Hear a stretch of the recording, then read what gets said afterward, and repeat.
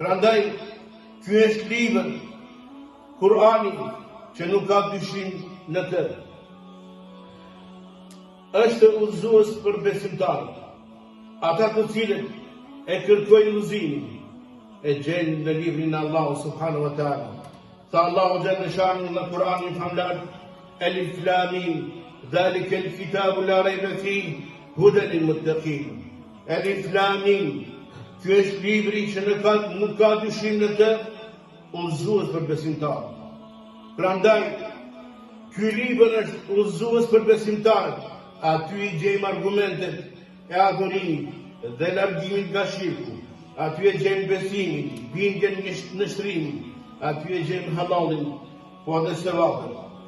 Tani ne duhet ta kuptojmë se Kurani është libri i Allahut subhanahu wa taala, dhe se Muhamedi sallallahu alaihi wasallam është profeti i fundit i Allahut, vule e profetëve.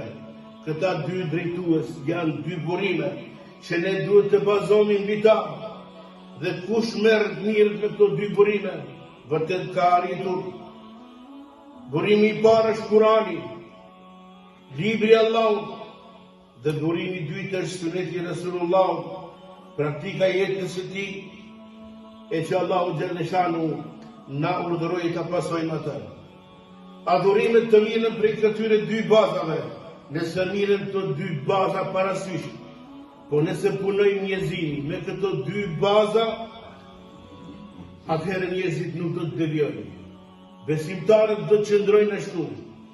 Tha pejgamberi sallallahu alaihi wasallam në hadithin të cilin e transmeton Abdullah ibn Abbas, hadithin e bën të mirë dietari, Allahu e mëshiroft, Sheikh Albani, thot an ibn Abbas radiyallahu anhuma عن النبي صلى الله عليه وسلم أنه قال يا أيها الناس إني قد تركت فيكم ما إن تمسكتم بهما لن تضلوا أبدا كتاب الله وسنة نبيه. Që të thot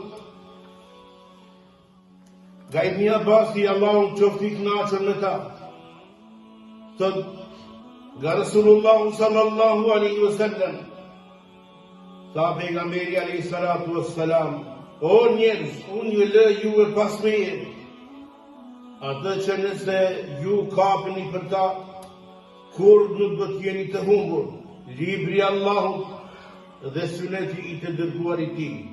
Mirë ata që i humbën të dy baza, jetojnë pa të dy baza, dhe ata e harxojnë jetën e tyre duke jetuar ashtu si që jetojnë sot njerëzit, e humbin veten, e humbin dynjan, e humbin edhe ahiret.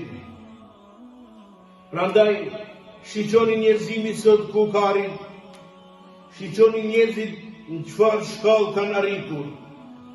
Kjo është si vjedh pasoja asaj që e kanë lënë librin e Allahut, Kur'anin, dhe e kanë lënë sunetin e Resulullah sallallahu alaihi wasallam, për të ishim kapër për të dy baza, nuk do të kishte me qenë ashtu situata.